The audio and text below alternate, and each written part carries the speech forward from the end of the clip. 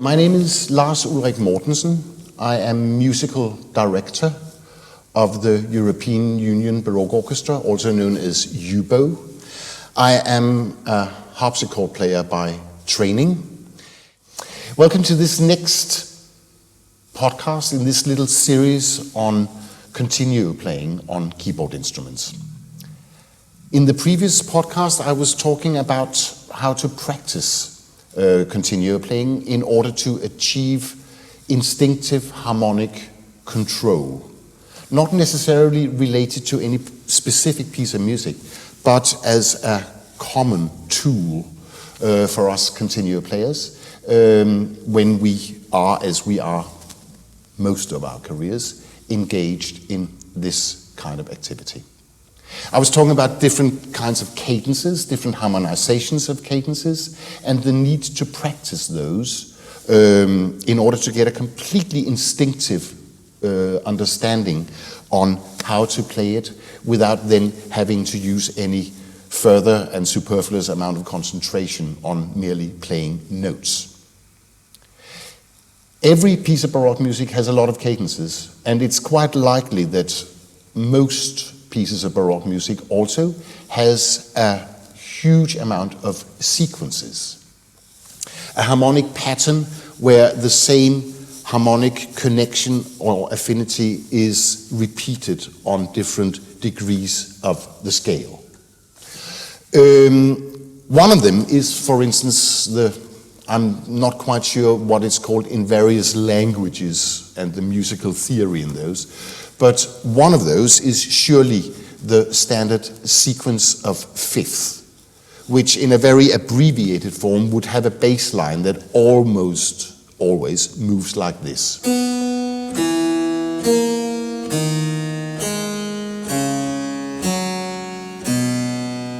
And if we just put a chord on each of those,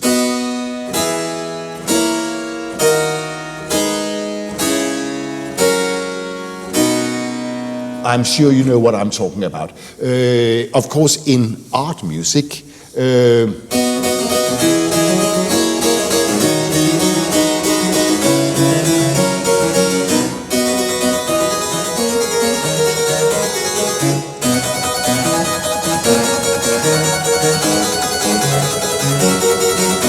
all those are basic different versions of exactly the same harmonic progression.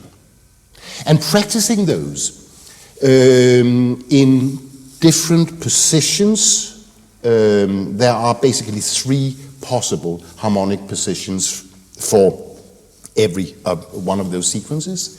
In all keys, be it C major or B flat minor, and also developing an awareness of the harmonic possibilities within a sequence like that seems to me to be a very constructive approach to controlling that musical feature in its practical context. Of course, let's transpose it to something else. Let's go in A major now.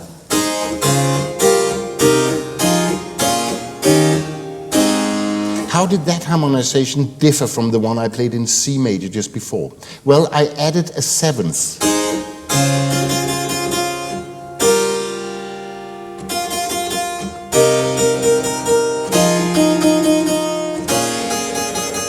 I added a seventh to each of those chords, which is, of course, a very common occurrence, especially in standard high Baroque music, be it figured or not.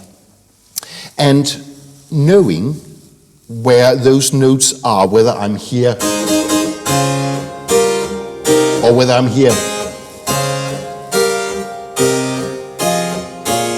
or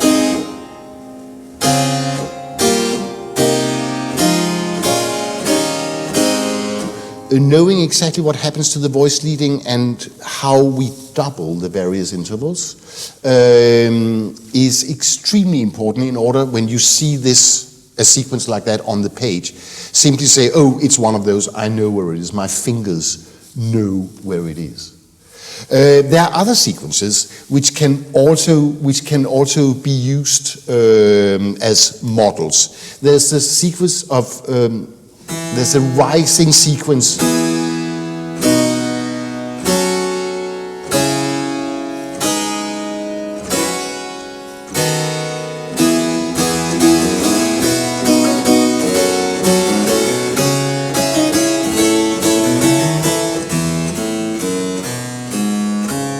In the bass, there's another type of sequence where the bass starts its life as a consonance and becomes a dissonance.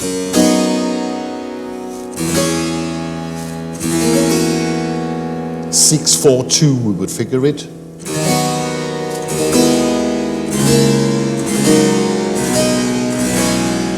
And so on.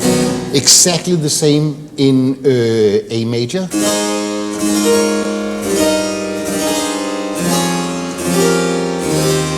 Or in B flat minor. See, I made a mistake. It's very pedagogical.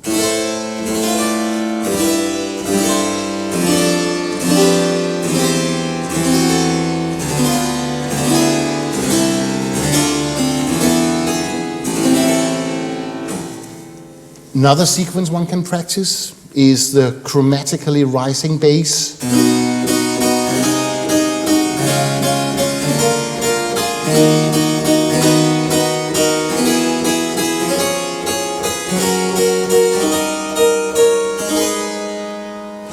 And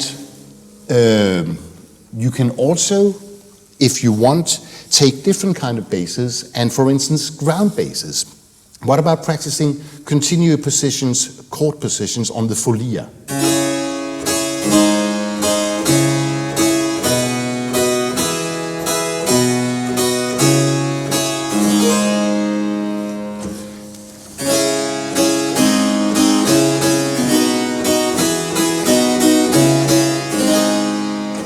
Or here.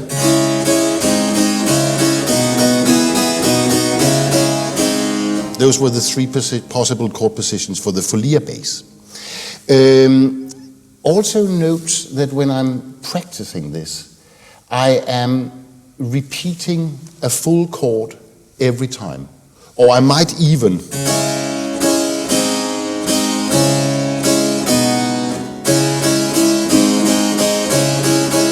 or try it in different rhythmical patterns.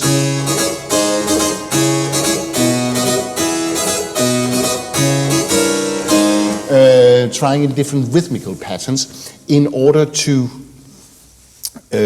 control what kind of rhythmical impulses I might be giving when I play this music in practice.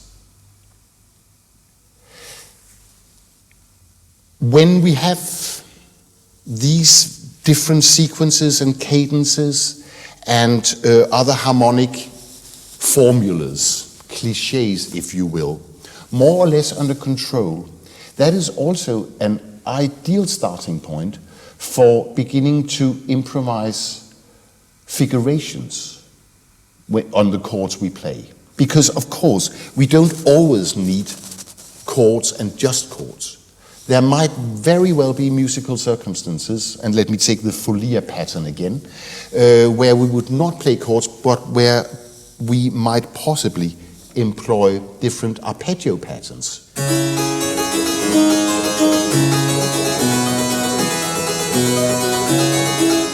Or another way around.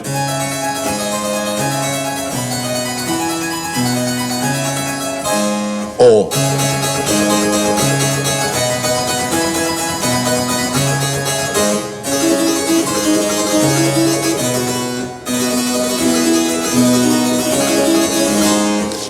in all sorts of different guises. Such things are fun to improvise and to invent. You may sometimes take a model from a figuration a composer has suggested, but you might as easily invent your own.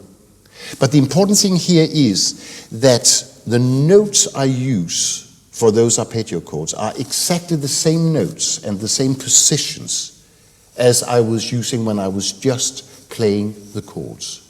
So again, knowledge and understanding on the voice leading, the way each individual note moves, is the starting point. And then after that, it's just moving your fingers according to your imagination.